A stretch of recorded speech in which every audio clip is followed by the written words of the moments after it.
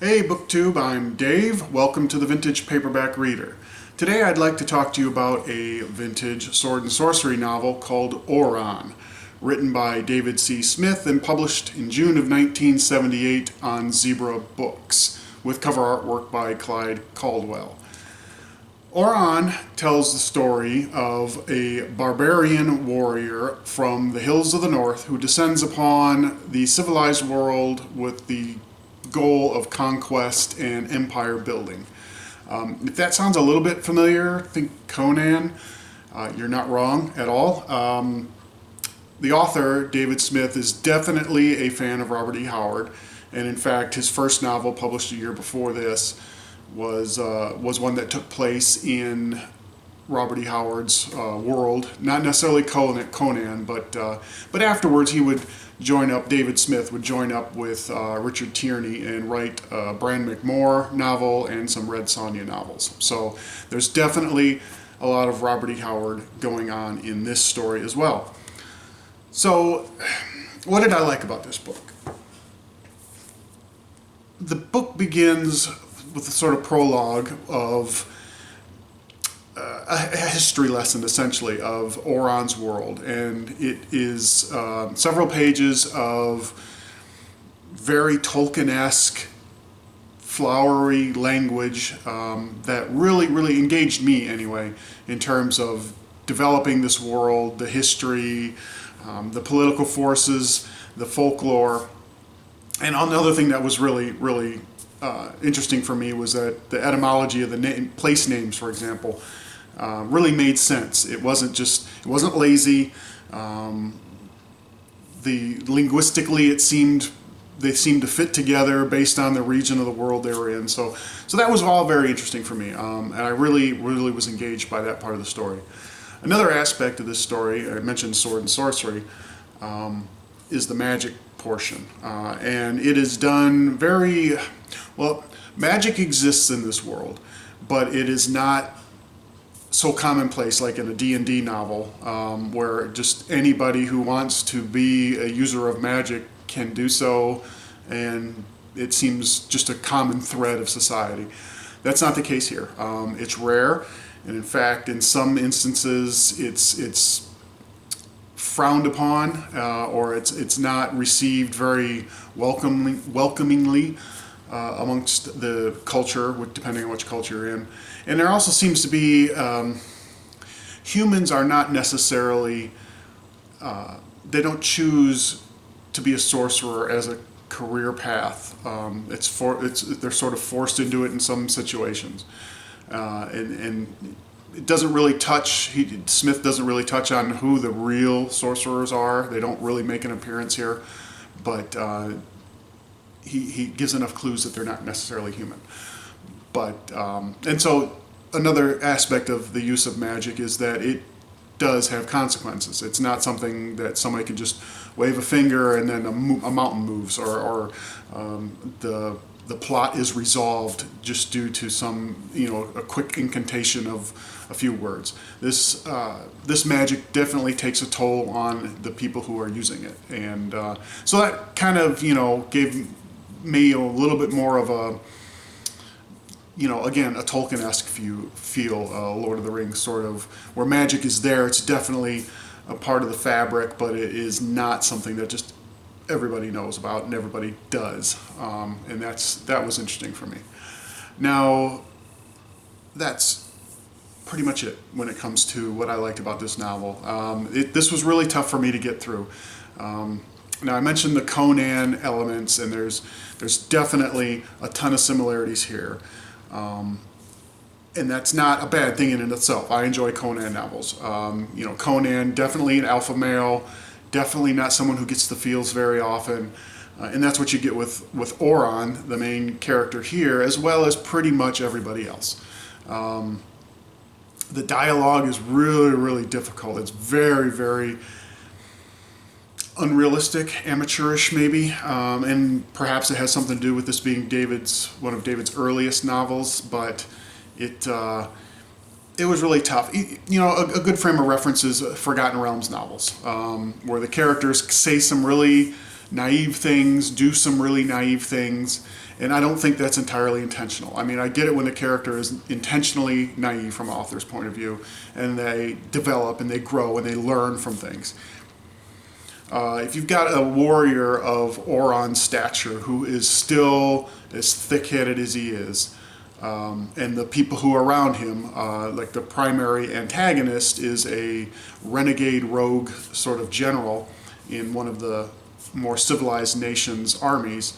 How did he get to that position being as thick-headed as he is? You know, so that, you know, it's a little, it's kind of tough to swallow for me when it comes to these wooden, paper-thin, one-dimensional sort of characters.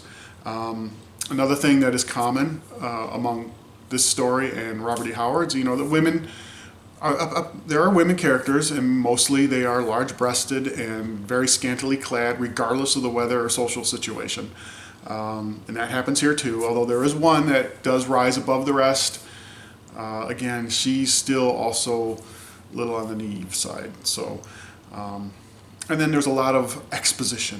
The characters do a lot of speech making to each other and themselves, and a lot of times they're giving the same speech either to themselves again and again, or you'll have a secondary character give a speech to Oron, and then a chapter later another secondary character gives the exact same speech to Oron, who's still confused by what it means. Really tough for me remain immersed in the story with dialogue like that. So, you know, that was a little rough to get through. But you know, in the end, if that's your thing, one more thing, and this is, now I'm getting into nitpicking territory, but despite it being a fantasy novel, I still enjoy when an author incorporates realistic scenarios or situations or plot devices, whatever you want to call it, into the story. For example, this obviously is a novel about conquest, so there's armies, and these armies are on the move, and these armies are garrisoned, and there's a switch between the two phases of the army. Well, you have, for example, Oron and his army are garrisoned in a city. They've been there for weeks, if not months.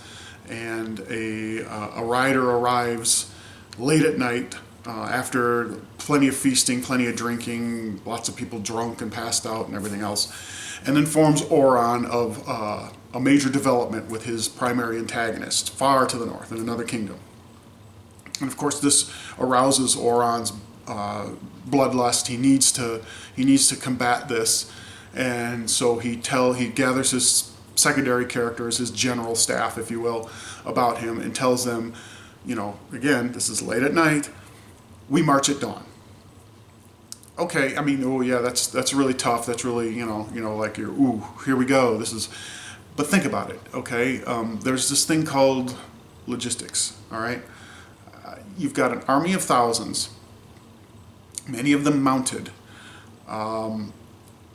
and they've just, you know, they've been in garrison for several weeks. They've just spent the night carousing. Sure, you've got your token security force on the walls that are supposedly sober, but literally 4 to 5 hours later, you have these thousands of soldiers and hundreds of horses and however many herds of cattle on the move. It just doesn't happen. That doesn't happen today. You know, I participated in that. Doesn't happen like that. So again, that's just something that took me out of the story, just because I enjoy a little bit of realism in my fantasy novels, if you will. Maybe it won't bother everybody, but little things like that, it's just like, come on, man. So in the end, what would I say about Oron? Again, this I would recommend definitely for fans of the Forgotten Realms novels, maybe the real early Gary Gygax novels, that sort of thing. There's definitely also a young adult quality to this, just the style of writing. Now, that being said, the battles are definitely over the top. My Name is Bruce, sort of gory. which again is a little bit off. It kind of puts me off a little bit because, you know, again, fantasy realism for me. But anyway, but if those are the things that really interest you in a fantasy novel, then this would probably be for you. Now, there's a series of these. This is the beginning. I think there's 5 books in the series. I really don't know that I'm gonna move on from this one. If anybody else has read, I'm sorry, if anyone else has read the follow-on novels to these, let me know. Let me know what you think. Now, I'm really kind of on the fence. Like I mentioned, he wrote some Red Sonja novels with Richard Tierney. Man, you know, Red Sonja is one of my favorite characters out of that universe, and I want to read those, but you know, maybe with a collaboration it'll read a little better. So again, if you've read those, please let me know what you thought. And also, David Smith has written a couple of horror novels, at least in the late 80s.